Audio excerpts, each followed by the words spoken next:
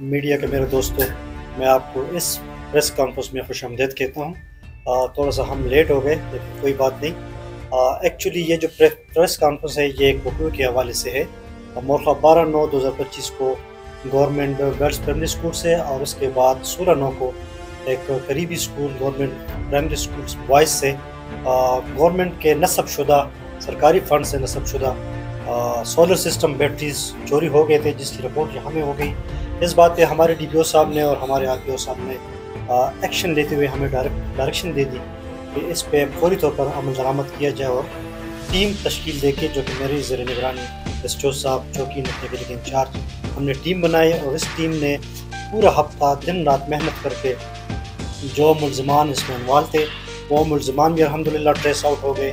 जो पूरा गैंग था गाँव अखरोटा का, और वहाँ से हरपुर बैटरीज और वो जो सोलर सिस्टम था, वो भी अल्हम्दुलिल्लाह बरामद हो गए, अभी पुलिस की कस्टडी में है।